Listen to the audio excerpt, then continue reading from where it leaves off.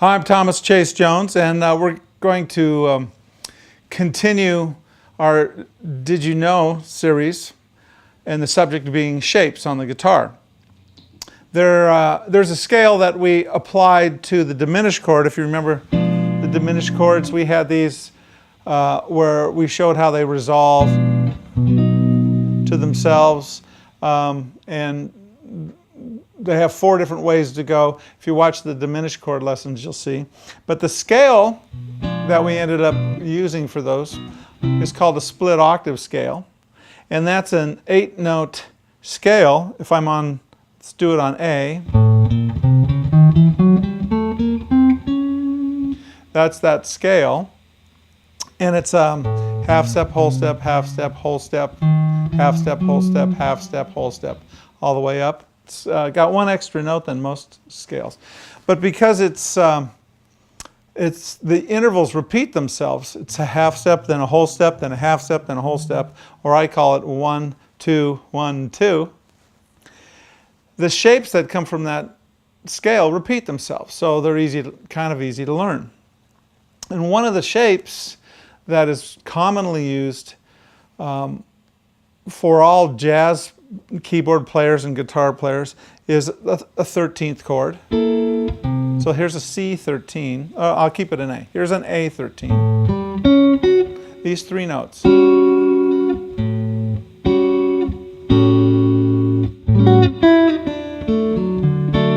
You've heard that change before. Okay, well these notes all are in this scale. Okay, so if I play the scale and stop on those notes, this is what will happen. That's the first note. The second note. There's the third note. They're all part of that scale. And so what happens is that if I take this shape now, this just looks like a backslash shape. It's not a triangle, it's just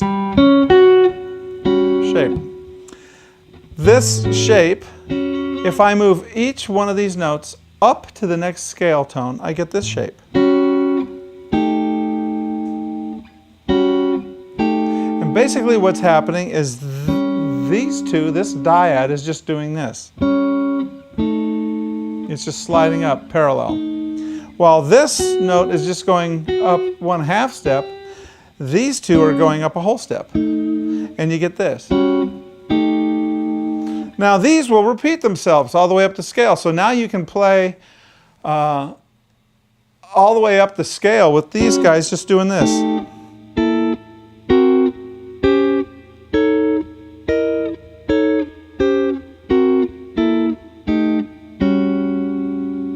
Okay, all right, well, that's the dyad.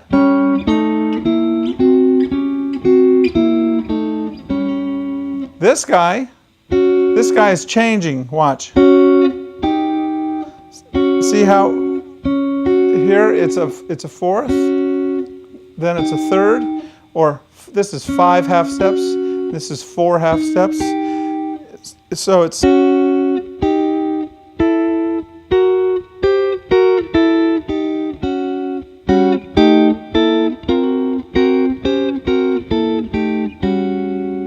okay, so these notes are all good. If you were playing blues in A, you could play.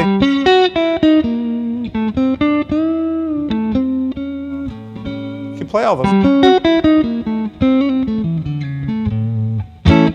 That's how they're useful. You break these little things up. So you could actually do a run. Then it takes you to the next chord. Be the D chord if you're playing blues. So all this stuff complements one another, but the shapes, if you learn the shapes, it helps you with your soloing instead of just scales. I mean, I think there's a tendency for guitar to learn the scales and the fingerings, and they kind of have shapes to them. But you know, that's only one way to play lines, is to learning the scales, all the pentatonic blues and that sort of stuff. The other way is to see how things move shape-wise on the guitar. And these will change. This guy right here, he's going to change to this up here. So now he's...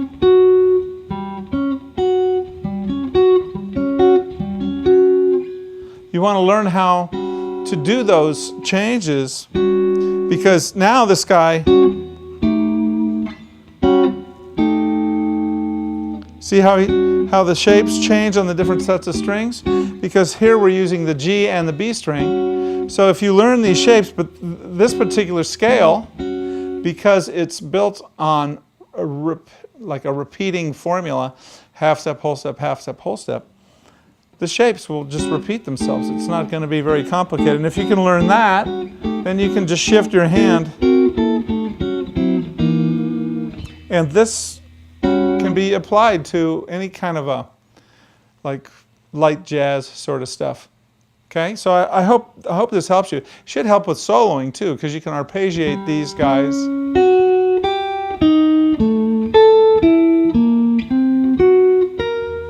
Right?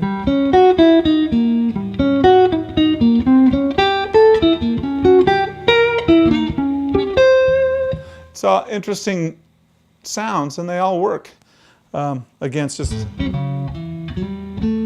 simple blues.